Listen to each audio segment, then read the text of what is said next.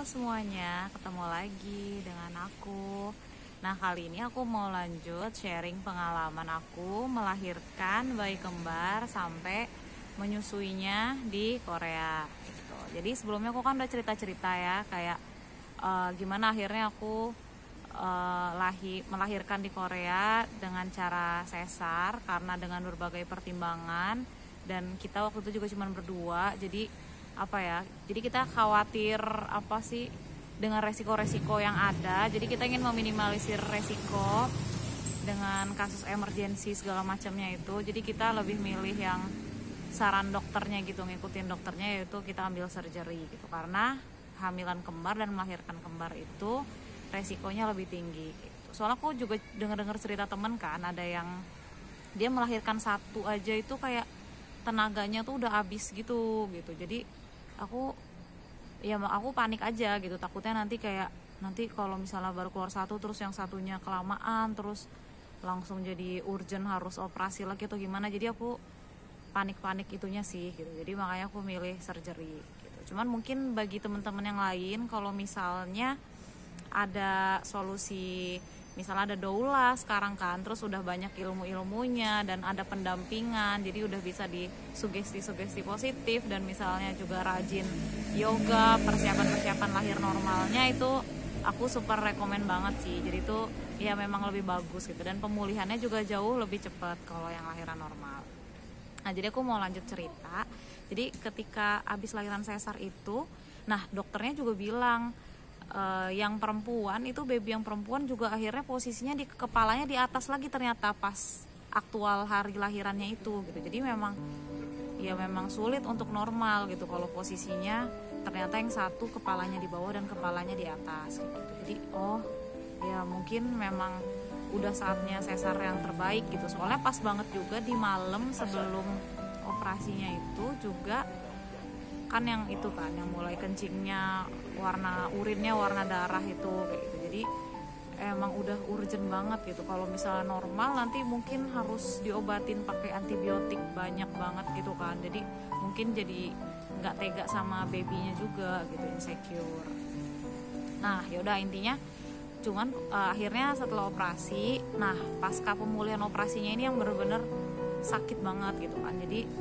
Jadi setelah ya misalnya dalam 24 jam udah harus mulai bisa badan madep samping kanan kiri, dan mulai nyusuin babynya juga sambil tiduran kayak gitu. Terus besoknya tuh udah harus mulai duduk, besoknya lagi hari ketiga tuh harusnya udah mulai jalan. Cuman aku tuh kayak cuman duduk nyoba itu susah banget, akhirnya aku belum benar-benar jalan gitu. Terus soal makan juga aturan dari rumah sakit kan harus nunggu buang angin dulu kan. Nah, jadi benar-benar dari hari pertama, besoknya belum juga, satu hari, 2 hari belum, 3 hari ternyata enggak juga kayak gitu. Jadi terus ASI juga nggak keluar kayak gitu. Jadi karena memang nggak makan juga, cuman minum aja sambil diperah-perah juga sih sebenarnya, cuman belum seintens itu kayak gitu. Nah, akhirnya pas hari keempat alhamdulillah baru keluar kayak gitu. Nah, baru makin ya udah harusnya dipersering juga perahnya. Nah, aku makanya mau cerita, aku tuh salahnya itu juga memang kurang banyak belajar sih. Aku pikir tuh nanti kayak ASI itu bakal otomatis nambah banyak sendiri gitu kan. Nanti seiring berjalannya waktu, nanti bakal banyak, atau aku banyak makan sayur segala macam tuh bisa banyak. Ternyata setelah aku mengalami problem di ASI atau menyusui ini, baru aku belajar lagi. Ternyata prinsip ASI itu adalah supply and demand. Jadi dia akan makin banyak kalau makin sering pengosongan. Jadi kalau makin sering babynya minum, makin sering dikosongin, dikeluarin isinya semuanya, dia akan makin cepat juga pengisiannya dan akan makin banyak. Jadi kalau makin dikosongin, nanti katanya dalam tubuh itu akan memberikan sinyal ke otak bahwa kurang nih, berarti produksi harus ditambah gitu. Jadi akhirnya dia akan makin banyak gitu. Sedangkan aku awal-awal tuh dulu udah ditambah masa pemulihan memang sakit, terus ternyata pas pumping karena belum terbiasa juga, itu tuh ternyata sakit juga gitu, pumpingnya juga sakit. Jadinya tuh, dan ditambah karena aku kurang motivasi ya, aku nggak ngerti, aku pikir nanti otomatis bakal banyak gitu. Aku nggak tahu kalau memang harus sesering itu dikosongin. Jadi bagi teman-teman yang pengen ASI eksklusif atau direct breastfeeding gitu ke babynya, itu wajib banget. Kayak misalnya kalau baru lahiran itu per 2 jam sampai 3 jam itu harus dinenenin terus. Kalau misalnya enggak pun harus diperah gitu, harus diperah terus, dikosongin terus tiap 2 jam atau maksimal 3 jam seperti itu. Nah ya udah, jadi lanjut cerita, udah sampai akhirnya 4 hari kan tuh baru keluar. Jadi baby tuh di rumah sakit juga dikasih susu formula dari rumah sakit, karena memang ya biar babynya dikasih makan, karena babynya harus kejar berat badan, karena berat badannya juga memang twins, lahir kan 2 gitu, memang kecil-kecil, jadi di bawah 3 kilo mereka masing-masingnya gitu. Terus jadi kalau misalnya di klinik tempat aku melahirkan, karena babynya ruangannya terpisah, jadi kalau mau nyusu, jadi itu harus kan ketika baby yang dianterin ke kamar kita kan. Nah ketika dianterin ke kamar kita itu juga cuman sehari paling 2 kali gitu loh, kayak 2 kali gitu, nggak bisa sering-sering. Nah makanya itu kan nggak, kurang intensif banget kan bagi yang pengen eksklusif breastfeeding gitu. Jadi kalau makanya aku sebenarnya super rekomen kalau teman-teman itu misalnya bisa lahiran normal nanti, terus akhirnya datengin aja, samperin ke ruangan babynya, terus mungkin kalau bisa nenenin di depan ruang babynya tuh juga ada kayak kamar juga, ada apa ya, kayak banyak ruangan, ada tempat tiduran juga. Mungkin bisa kitanya yang harus proaktif untuk minta nge-breastfeeding babynya secara langsung kayak gitu. Nah cuman sedikit tambahan informasi buat teman-teman yang lahirannya mungkin lagi masa corona kayak gini. Aku dapat cerita dari teman aku yang baru lahiran bulan Juni kemarin, bahwa di klinik tempat aku lahiran ya, mungkin ini mostly ya, mungkin klinik-klinik lain juga kebanyakan kayak gini. Jadi kayak ada aturan bahwa ya udah babynya tuh di ruangan baby aja terus khusus gitu. Jadi takut mencegah penularan kan gitu. Jadi takutnya nanti kayak kalau babynya bolak-balik ke kamar ketularan misalnya sama orang tuanya, terus nanti nyebar ke suster dan ke baby-baby lain, itu kan berbahaya. Jadi itu harus, jadi nggak bisa dipegang babynya kayak gitu, nggak bisa dipegang babynya sampai dibawa pulang gitu. Jadi untungnya teman aku kan kayak misalnya normal, jadi cuma 2 hari 3 hari udah bisa pulang dan bisa masih bisa di catch up lah, segera dikejar gitu kan belajar nenennya di rumah gitu. Cuman kalau yang kayak aku di rumah sakit udah sampai 7 hari kayak gitu, kalau nggak ketemu babynya tuh itu akan sangat sulit lagi sih untuk relaktasinya lagi ke babynya kayak gitu. Nah terus sama ada juga dapat cerita dari teman aku juga yang baru ngelahirin, kliniknya juga kayak gitu, cuman ada juga yang bisa room in, jadi babynya itu memang sekamar sama orang tuanya. Jadi kalau memang mau sekamar ya udah di kamar terus, jadi nanti babynya nggak boleh dibalikin ke ruangan baby lagi gitu. Nah yaudah ya, lanjut cerita, tadi udah sampai kira-kira hari keempat mulai keluar ASINya. Terus aku juga masih belum terlalu intensif untuk breastfeedingnya, direct breastfeeding maupun untuk pumpingnya, jadi paling masih sehari 2 kali 3 kali 4 kali seperti itu. Padahal kan sebenarnya idealnya tuh kalau masih newborn gitu seminggu pertama tuh 2 jam per 2 jam gitu, jadi bahkan sehari bisa 12 kali gitu kalau bisa itunya pumpingnya atau breastfeedingnya.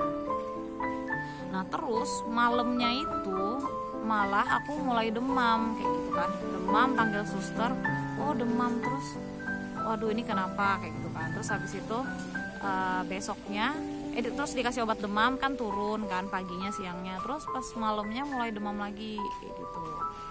Terus akhirnya dokter juga bilang harus di-extend karena kalau masih demam tuh nggak boleh pulang gitu. Jadi terus kita juga aduh ini gimana nih. Terus habis itu dokter juga bilang kalau misalnya extend nanti biayanya itu jadi nambah. Jadi misalnya kan kalau orang tuanya kan memang sakit, jadi akan di cover oleh asuransi gitu. Jadi maksudnya di cover sama asuransi lah, ada potongannya gitu kan, berapa persenan. Tapi kalau untuk babynya, karena babynya tuh nggak ada gejala, nggak ada klinis apa-apa, nggak ada sakit atau gimana, babynya normal, jadi babynya nggak kena asuransi gitu. Dan jadi kalau misalnya babynya mau di situ bersama orang tuanya kan, mamanya kan sakit, nah jadi baby itu harus satu baby 130.000 won, sekitar 130.000 won seingat aku per malam. Jadi 2 baby 260.000 won per malam gitu. Jadi kalau extend 1 malam tambah 260.000 won, mungkin itu di luar obat atau biaya kamar lain-lain ya. Maksudnya kan aku juga nggak tahu waktu itu di covernya berapa persen gitu kan, pasti kita tetap ada porsi bayarnya juga kan. Nah ya udah akhirnya kan extend, ya udah dok berapa hari, ya udah dicoba dulu misalnya sehari atau 2 hari gitu. Nah kebetulan waktu itu weekend, jadi extendnya 2 hari tambah malam Sabtu malam Minggu. Nah terus kemudian setelah itu udah nambah, ternyata masih 2 malam itu malamnya masih terus demam kayak gitu. Jadi aku tuh juga sebenarnya selama extend tuh juga penuh kegalauan gitu kan, kayak ini kenapa, terus habis itu kan tes darah lagi kayak gitu. Terus dari hasil tes darahnya juga nggak bisa diambil kesimpulan, karena kata dokternya kalau habis operasi memang hasilnya tuh agak mirip-mirip dengan orang yang kayak ada infeksi kayak gitu. Jadi pokoknya tuh galau sih sekarang nih, kayak simple gitu kan, padahal selama di rumah sakit tuh tiap malamnya tuh kayak penuh keresahan gitu kan. Terus kayak ini mau sampai kapan, terus ngebayangin kalau ternyata sakit apa itu tuh kayak udah sedih, pikirannya udah macam-macam gitu. Nah makanya aku juga nanti lah aku mau cerita tentang trimester keempat itu tuh nyata kayak gitu kan. Nah ya udah akhirnya karena masih demam lagi, terus pas sudah hari Seninnya kan, dok ini jadi mau kayak gimana, terus dokternya tuh masih bingung juga kan harus kayak gimana. Jadi ya bagaimana kalau coba extend lagi misalnya 1 malam gitu. Terus aku bilang kayak tapi kalau misalnya extend 1 malam lagi, nanti aku juga curiga nanti malam masih demam lagi, nanti bakal extend lagi gitu aja terus ulang gitu kan. Terus kata dokternya, nah ya iya sih saya juga feeling kayak gitu kan.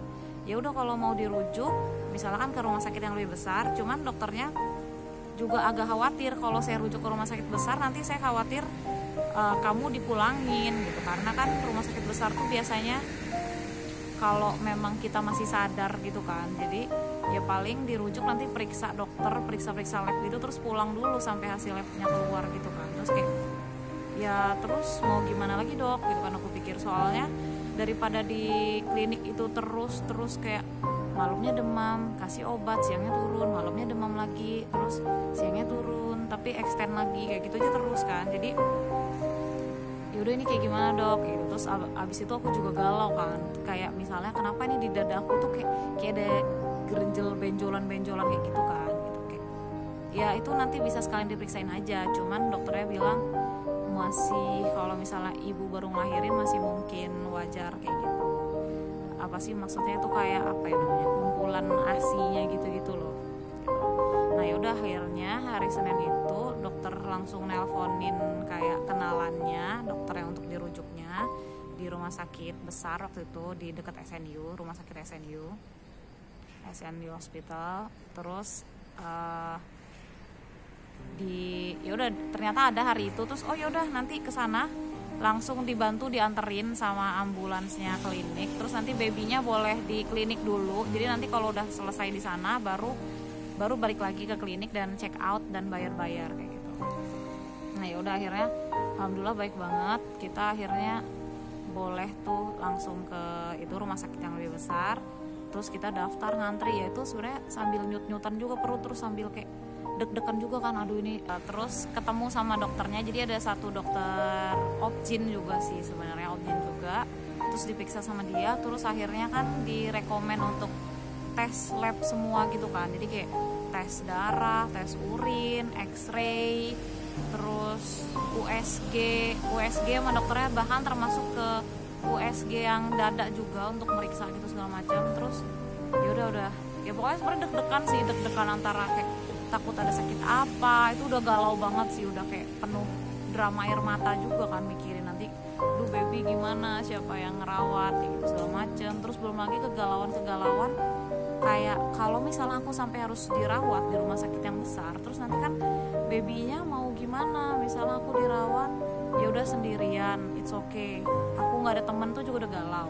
Terus ya udah kalaupun it's okay aku nggak ada teman, nanti babynya ya udah pulang tapi nanti sama bapaknya doang sendirian sama 2 newborn, itu juga oh my god kayak gimana gitu kan. Akhirnya kita tuh kayak mulai tanya-tanya temen kampus, terus kayak temen kampusnya juga cowok gitu kan, jadi kayak bisa nggak nih temenin, ya kan cowok kan, soalnya karena mau nemenin bapaknya anak-anak kan buat ngejagain bayi gitu. Bayangin aja, terus kayak kalau misalnya ibunya harus dirawat, jadi cowok-cowok tuh ngerawat newborn itu kayak jadi pikiran banget semuanya. Terus belum lagi nanti kayak aku yang di tengah kekhawatiran terus dirawat terus sendirian, itu juga gimana ya, itu sebenarnya galau juga soalnya kan masih sakit banget nih selama ini tuh. Terus kayak mau ke kamar mandi juga masih nyut-nyutan kayak gitu ya begitulah. Cuman intinya sih yang paling utama tuh kayak ngebayangin babynya sih, nanti babynya mau kayak gimana nih kayak itu benar-benar jadi pikiran juga, nanti siapa yang ngurus gitu, bisa apa enggak kayak gitu. Ya pokoknya tuh kayak udah penuh drama. Belum lagi kalau ternyata sakit kan, misalnya ternyata aku sakit apa, nauzubillah min zalik, itu juga itu jadi pikiran banget sih. Pokoknya akhirnya kayak yaudahlah, udah nggak mikir-mikir apa-apa lagi, banyak-banyak berdoa. Yang penting tes dulu semua di itu apa namanya, di rumah sakit besar itu. Terus akhirnya selesai kan sore sekitar jam berapa ya, mungkin jam 3-an gitu, karena kan ngantri juga ya. Jadi dari setiap pos, jadi kayak dari dokternya ngantri, selesai dari dokter kan kita disuruh misalnya tes urin itu ngantri, terus habis itu tes darah ngantri lagi, terus x-ray ngantri lagi kayak gitu. Itu pokoknya kayak gitu. Terus habis itu untungnya itu ada temen aku dari kampus, alhamdulillah ada 3 orang, 2 cowok 1 cewek. Makasih guys, makasih banget sih, sebenarnya terharu banget sih, bener-bener kayak apa ya bantuan kalian tuh gitu banget lah pokoknya di tengah-tengah kondisi kayak kemarin itu. Soalnya tuh kita ya maksudnya keluarga besar yang lain kan Indonesia gitu, kita tuh kayak bener-bener ya udah sekeluarga tuh kayak berdua sama 2 baby, dan yang lain tuh mau nggak mau teman-teman kayak gitu. Gimana, jadi secara dari psikis kita memang butuh bantuan, maksudnya udah kayak galau terus, tapi secara fisik juga memang butuh dibantu ngejagain babynya, karena kan aku masih sakit, takut belum terlalu kuat ngegendong babynya. Terus kan belum lagi nanti ada kayak tas koper dari kita bawa dari rumah sakit, terus dari rumah sakit juga ada kayak bundel, kita didapat tas dari rumah sakit juga, dapat susu, dapat ada dot juga, sama kayak dapat keterangan dari rumah sakit gitulah, kayak bundel gitulah pokoknya kita dapat kayak gitu, dapat 1 tas apa 2 tas ya, pokoknya kayak gitulah lumayan. Jadi bawaannya lumayan banyak plus 2 baby kan gitu. Jadi makanya kita ngajak temen untuk bantuin kita bawa pulang baby bareng-bareng kayak gitu.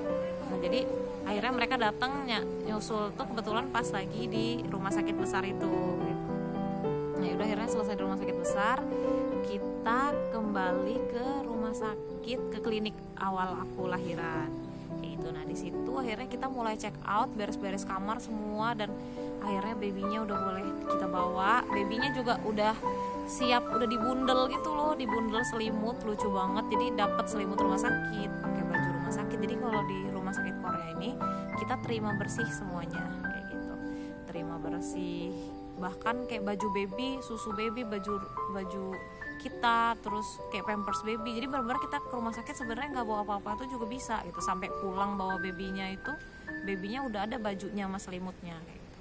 Nah, akhirnya kita check out, kita bayar. Nah bayar-bayarin aku lupa karena masih ada subsidi dari si mom card itu, voucher mom card itu kayaknya masih sisa mungkin 500-600 ribu. Terus kita akhirnya mungkin nambahin juga mungkin sekitar 600-an ribu lagi gitu kali ya, kayak gitu, 600 ribuan gitu, lupa sih 600 apa 700 ribu won kayak gitu. Terus habis itu nah yang di rumah sakit besar itu kita daftar sama tes lab itu apa segala macem, itu mungkin masih di bawah 200 ribu won. Jadi mungkin kalau di total biaya aku lahiran itu mungkin sekitar masih 800 ribu won lah, atau di bawah itu, atau bisa jadi di atas dikit kayak gitu. Jadi seingat aku sih kalau dirupiahin mungkin masih di bawah 1 juta rupiah sih, 10 juta rupiah, masih di bawah 10 juta rupiah sih kayaknya kalau nggak salah ya.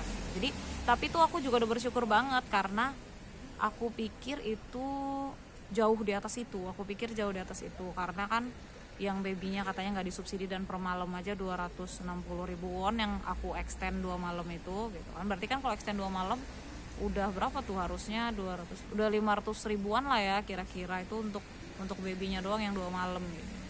ya berarti tuh ya murah kan, dengan segala fasilitasnya yang ada yang bagus. Aku jadi aku sekamar aku tuh bener-bener cuman sendiri, jadi kamarnya udah kayak eksklusif lah sendiri, lumayan gedenya, nggak kecil-kecil banget. Jadi ada kasur buat yang nungguin, nanti kayak ada kasur lipatnya, ada sofa, ada microwave, ada kulkas, ada TV, ada kamar mandi dalam gitu. Jadi sebenarnya udah lengkap banget. Nah terus ya udah, jadi itu tadi terkait biaya. Terus akhirnya kita pulang naik taksi. Nah taksi di Korea tuh memang ugal-ugalan banget, jadi kayak udah sambil bawa baby, terus perutnya juga masih sakit tapi masih ngebut kayak gitu kan. Nah ya udahlah, akhirnya terus sekitar 22 jam perjalanan, akhirnya kita sampai rumah alhamdulillah. Udah, terus ya udah bentar ada teman nemenin, terus akhirnya taruh barang segala macam. Terus akhirnya teman-teman terus udah pamit, ya udah Tara gitu. Tuh hari, seingat aku ya kalau nggak salah tuh akhirnya Senin malam itu akhirnya aku sama suami sama baby itu akhirnya di rumah. Itu aku juga terharu sih sebenarnya, jadi kayak ya Allah akhirnya di rumah juga gitu, maksudnya bisa pulang juga. Tadinya kan aku pikir kayak aku udah ditahan nih sakit, kenapa masih demam. Terus habis itu apalagi ya, terus akhirnya kita mulai kayak start a new life as a parents gitu kan. Sebelumnya kan di rumah sakit kan masih kayak belum bener-bener kan, masih banyak disupport sama suster dan aku masih dirawat gitu. Nah terus akhirnya pas sampai rumah tuh kayak bener-bener baru terharu, kayak ya ampun ini ada 2 baby kecil di kamar kita gitu. Tuh kayak ya apa ya, mulai terharu sih. Terus kayak ya memang deg-degan juga, kayak maksudnya ini nanti gimana nih gitu. Jadi aku panikan banget, maksudnya kayak aduh gimana nih, kayak nggak berani tidur aja, pokoknya pengen ngurusin babynya terus gitu kan. Soalnya mereka kayak per 3 jam harus mulai dikasih susu, gitu. Berapa ya, 60 mili kalau nggak salah ya, apa 90 mili gitu, 60 mili sih kayaknya awal-awal, 60 mili per 3 jam, jadi per 3 jam 120 mili kan. Nah itu ASI aku masih belum cukup gitu. Akhirnya kita per 3 jam, jadi kayak anggap aja jam 9, terus jam 12, terus jam 3, jam 6 kayak gitu. Terus akhirnya belum lagi kan kayak ngasih minum gak langsung habis, jadi kita tuh kayak gak tidur. Karena apa, kita tuh belum ada termos, belum ada sterilizer. Jadi karena aku kan nggak pernah ngeplan nih bakal ngasih minum susu formula ya, jadi aku pikir kan bakal kayak breastfeeding atau nenen gitu aja kan. Jadi kayak kita tuh minim banget persiapan gitu. Syukur-syukur tuh masih ada dot itu, karena tadinya dipikir buat ASI perah gitu kan. Terus akhirnya jadi kita tuh kayak dot itu berapa ya, 6 mungkin ya, 3 gitu. Jadi atau 4, lupa, 6 sih mungkin. Jadi kita masak air panas di boiler, jadi kayak per 3 jam tuh kita sambil masak, sambil cuci botol, sambil sterilin, sambil mungkin kalau ganti popok, terus sambil megangin susunya mereka sampai habis. Itu kan juga butuh waktu ya, misalnya anggap aja setengah jam lah kayak gitu. Jadi kayak gitu, terus kayak sama deg-degan aja tidur. Kalau tidur tuh takutnya nanti kalau baby nangis itu kayak deg-degan gitu loh. Jadi aku tuh nggak bisa, aku deg-degan gitu kalau misalnya kebangun baby udah keburu udah nangis, nggak bisa. Jadi mendingan tuh kayak udah disiapin sebelum nangis tuh susunya udah ada. Jadi pokoknya bener-bener insecure gitu. Bener-bener waktu awal-awal tuh kayak ya Allah, udah pokoknya nggak online, susah dihubungin lewat HP karena kita bener-bener overwhelmed sama babynya. Jadi bener-bener kayak tersita waktunya sama babynya. Terus sampai pas pagi-pagi babynya masih tidur kan, akhirnya sempet kayak video call gitu kan sama bunda aku. Terus bunda tuh kayak, aku tuh inget banget kayak muka aku tuh udah kayak muka bantal, terus udah kayak capek banget karena nggak tidur. Terus udah kayak iya nih belum tidur, ya udah di rumah alhamdulillah gitu, kira-kira kayak gitu. Pas angkat telepon tuh sampai kayak ya Allah gitu kan. Bunda aku masih di Indo, jadi rencana mau datang tuh kira-kira sekitar babynya umur sebulanan gitu, insya Allah datang ke Koreanya. Nah gitu, jadi terus akhirnya ya udah begitu. Akhirnya aku masih berjuang juga nih ASI, aku perah-perah. Terus aku baca-baca juga kan kayak ternyata tuh harus perahnya tuh per 2 jam gitu. Itu ternyata beneran, kirain tuh kayak apaan sih. Terus aku juga kayak makan sayur tuh aku udah banyak banget, aku udah kayak nggak peduli sama rasa, aku bikin sayur banyak banget, aku makan aja, aku telen aja tuh. Aku juga heran sekarang ini kalau kok aku dulu bisa kayak gitu. Itu aku tuh bener-bener berusaha demi supaya asinya tuh banyak kayak gitu. Terus tuh akhirnya aku tahu perah harus 2 jam atau 3 jam. Aku juga ngusahain banget 2 jam 3 jam tuh aku perah gitu. Mau jam 12 malam, terus nanti jam 2 harus bangun perah lagi, jam 4 harus bangun perah lagi, jam 6 gitu. Nah cuman anehnya waktu itu ketika aku misalnya nih jam 2 aku bangun, terus aku bangun sendirian nih, yang lain pada tidur gitu ya, aku tuh kayak rasanya tuh kayak takut gitu loh, insecure gitu loh rasanya. Jadi kayak aku tuh takut sedih gitu loh. Jadi aku kayak butuh support yang minimal ada temen yang kayak ya udah ada yang nemenin ngobrol, atau kayak ya udah nggak apa-apa gitu. Aku tuh kayak sendiri tuh kayak apa ya, nanti kayak mau asinya dikit, terus kayak ketakutan gitu loh. Aku bener-bener ketakutan, nggak tahu kenapa. Pokoknya aku heran. Jadi pas udah belakangan udah lewat, babynya udah 6 bulanan atau gimana, itu aku baru kayak waktu itu aku bangun malam aja padahal sekamar sama mereka semua itu kayak takut banget ya. Jadi bukan takut sama apa, cuman aku kayak ngerti gak sih, kayak sendirian itu takut gitu. Aku pengen disupport kayak gitu rasanya. Secara mental tuh aku kayak nggak siap menghadapi itu sendiri gitu loh gitu. Jadi kayak, nah itu makanya aku setelah babynya 6 bulan lebihan gitu kan, baru setelah normal hormonnya aku baru mikir kayak oh ini yang dibilang trimester keempat itu tuh ya, itu nyata banget gitu. Jadi bener-bener apa ya, baperan banget kita tuh, lebih kayak sensitif banget kayak gitu, kayak lebih kayak takutan, lebih kayak baperan, lebih gampang nangis, lebih kayak pemikir banget, kayak aduh ini gimana nih, aduh bukan ibu yang baik, kenapa dulu nggak tahu, kenapa kayak gini, nyesel terus, jadi kepikiran banget kayak gitu. Jadi ya bener banget sih gitu, kayak kalau ada teman-teman kita ibu yang baru melahirkan itu kayak mendingan dirangkul, disupport, nggak usah di apa ya, dihakimi, ditanya-tanya yang bukan urusan kita gitu. Mendingan kayak disupport, didukung, dibantu gitu, nggak usah kebanyakan ditanya-tanya atau diprotes-protes kayak gitu. Terus tuh apalagi ya, oh ya terus ini sebagai nyuam kan juga benar-benar kita banyak yang nggak ngerti, masih baru belajar, masih pas udah di rumah itu juga kita baru googling cara pakai bedong kayak gimana. Terus kalau mau bikin susu, kita bahkan awal-awal belum ada termos kan. Akhirnya terus ada temen yang mau ngasih kado, dia nanyain apa yang belum ada gitu. Jadi ada yang ngasih termos, ngasih sterilizer, alhamdulillah. Terus habis itu kayak pas semingguan gitu, Seira tuh sempat kayak diare gitu kan, mencret gitu loh sebenarnya, mencret. Nah cuma kita nggak ngerti kan, malamnya mencret terus paginya mencret gitu kan. Terus kita udah panik, terus kita ke dokter gitu. Jadi saking nggak ngerti gitu, kita langsung mau ke dokter gitu kan. Terus awalnya kita bawa baby ke dokter. Nah jadi tuh kayak apa ya, kita tuh bawa 2 baby dong. Jadi kayak karena padahal yang mencret 1, tapi kayak saking kayak apa ya kita mau nemenin dua-duanya. Dan kalau misalnya cuma 1 di rumah itu juga kayak apa ya termosnya 1 gitu kan. Jadi kita tuh kayak ya udahlah sekalian. Jadi rempongnya juga nauzubillah waktu itu kan. Jadi kita ke rumah sakit. Pertamanya ke klinik dokter anak gitu kan. Terus dia kayak nggak nerima gitu karena kita belum ada asuransi. Jadi kita baru ada paspor babynya sih waktu itu kan gitu. Terus habis itu jadi nggak bisa, katanya harus ke rumah sakit gede. Nah aduh ya Allah, ya udah akhirnya kita jalan. Untungnya sih ada rumah sakit gede kan, jalan lumayan deket, tapi kan sedekat-dekatnya jalan kaki itu lumayan ya. Jadi kita sambil gendong baby, sambil bawa tas, termos, susu, itu ya Allah itu effort banget juga sih. Kita tuh bener-bener kayak mana panik kan, sambil babynya juga kayak kita pikir diare bagaimana, terus ngantri gitu kan, kita bikin kartu segala macam, terus belum ada asuransi. Nah itu akhirnya kan kita bilang ke dokternya kan kayak ya udah diare dok kayak gini, udah berapa lama semalam diare gitu. Terus karena kendala bahasa juga kan yang terbatas, kita nggak bisa bahasa Korea, dokternya juga bahasa Inggrisnya terbatas. Ya kita juga sebenarnya bahasa Inggrisnya terbatas, sama-sama terbatas kan. Jadi terus akhirnya ya udah tes lab aja gitu. Jadi takutnya rotari virus gitu loh.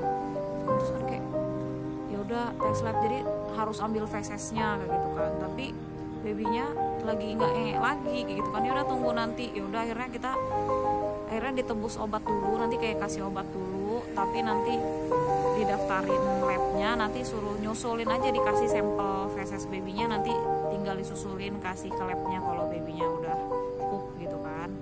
Terus habis itu akhirnya terus mana babynya apa pipis ya, pipis juga sih di rumah sakit itu segala macam, popoknya basah, kita sambil ganti, pokoknya kayak rempong banget. Kayak kita tuh berdua soalnya babynya 2 gitu, masing-masing bawa ini, jadi kita mau ganti ini satu, mau ngambil apanya susah, satunya ada baby. Pokoknya dulu tuh ngerasain banget bawa 2 baby itu kemana-mana itu rempong banget, jadinya kita tuh sampai kayak hampir bisa dibilang tuh jarang kemana-mana gitu kan. Jadi kayak kalau ngeliat orang bawa baby jalan-jalan, sudah lagi lah, kita tuh paling ke rumah sakit kalau memang sakit atau ke vaksin gitu, lebih kayak gitu aja. Dan bahkan kayak misalnya orang foto-foto kita tuh kayak boro-boro nggak ada kita cerita yang namanya sempet foto-foto berempat kayak family portrait, itu nggak ada gitu. Akhirnya tuh sebenarnya kita baru sempet yang foto bener-bener berempat pertama kali itu di rumah doang, dan itu juga setelah orang tua aku datang itu motoin. Kalau nggak kita tuh bener-bener ya udah kita berempat siapa yang motoin, kita juga nggak ketemu siapa-siapa. Kalaupun ketemu siapa-siapa itu misalnya di rumah sakit atau lagi hektik gitu, jadi nggak ada momen yang hahihi terus kita foto berempat gitu. Jadi kayak ya kadang sedih sih misalnya ngelihat orang-orang ada momen-momen foto atau gimana gitu kan, tapi kita memang nggak sempet gitu, kenyataannya tuh memang sehektik itu gitu. Nah terus oh iya, mau cerita juga kan, sempat kita akhirnya bikin paspor di KBRI. Jadi sebelum bikin paspor kan bikin apa ya, kayaknya akte kelahiran dulu deh seingat aku. Jadi pas baby sekitar umur semingguan, suami harus ke KBRI duluan ngurus ya itu tadi saya baby akte kelahiran gitu kan.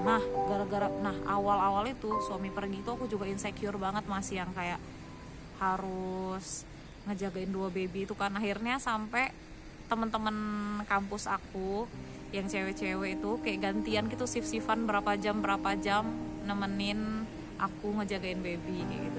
Allah, makasih banget teman-teman, bener-bener aku nggak kebayang sih kalau nggak ada mereka kayak gitu.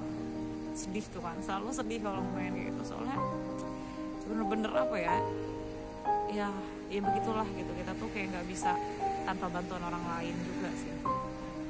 Dan aku juga awal-awal tuh masih bener-bener panikan gitu loh, panikannya aja duluan gitu. Jadi kayak makanya nggak bisa, jangan sendirian, belum berani gitu.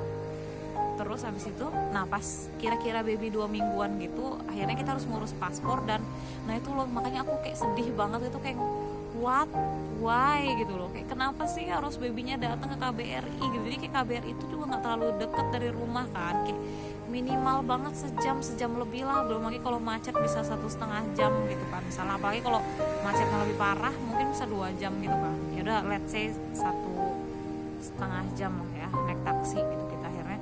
Nah itu bawa 2 baby kembar, belum nanti jam susunya, kita harus bikin susu apa segala macam, pokoknya kayak panik banget ya. Mungkin teman-teman boleh bilang aku lebay ya, cuman kayak maksudnya sebagai orang tua baru dengan tiba-tiba dikasih 2 bayi, dan kita juga nggak ada pengalaman sebelumnya, dan di negara orang, dan nggak ada supporting system, nggak ada asisten gitu, nggak ada keluarga yang lain yang nemenin gitu. Jadi kayak ya udah panik aja gitu kan, nanti air panasnya gimana gitu kan, pokoknya gitulah. Jadi kita bawa 2 bayi, terus mana bayinya masih tidur, terus gitu. Udah gitu pas kita datang nyampe sana tuh ternyata nomor antriannya harus daftar pakai WhatsApp. Nah itu aku juga kayak aduh, kayak sempat kayak ini apa sih, terus kita lama banget kan, kayak kita tuh karena nomor WhatsAppnya tuh masih masih nomor Indo gitu loh, jadi kayak harus sama pakai nomor Korea apa gimana ya, pokoknya jadi kayak urusan daftar WhatsApp tuh doang mau antri, padahal kita udah dateng, tapi untuk ngantrinya aja kita harus daftar via WhatsApp. Dan WhatsAppnya tuh yang kayak dijawab sama bot kayak gitu loh, yang pokoknya kayak udah bete banget kan. Akhirnya udah kan, terus kita udah datang pagi-pagi, ini sampai mau mepet Jumatan, terus habis itu pengen foto babynya kan tidur kan, namanya juga masih newborn gitu kan. Terus babynya tidur, kayak ya udah tunggu bangun aja, mau dibangunin nggak bisa, padahal kita udah foto babynya dan kita udah bawa foto babynya gitu. Ya Iya juga ya, harusnya kalau kita udah bawa babynya ada fotonya, mungkin itu bisa jadi konfirmasi sih, nggak harus nunggu babynya bangun. Iya juga ya, mungkin ini bisa jadi salah satu masukan bagi bapak-bapak KBRI gitu kan. Jadi soalnya tuh aku juga banyak dengar keluhan-keluhan yang sama gitu, yang bawa baby terus harus foto gitu. Mungkin bisa jadi solusi, kita siapin fotonya, kalaupun memang harus bawa babynya, kalau memang udah ada foto babynya tinggal di cross check aja sama atau enggak, terus ya udah pasang aja foto yang ada gitu loh. Jadi nggak harus dicekrek-cekrek di situ gitu loh. Jadi kayak babynya tuh lagi merem nggak bangun-bangun gitu, jadi kayak akhirnya lama dibangunin gitu, akhirnya foto gitu.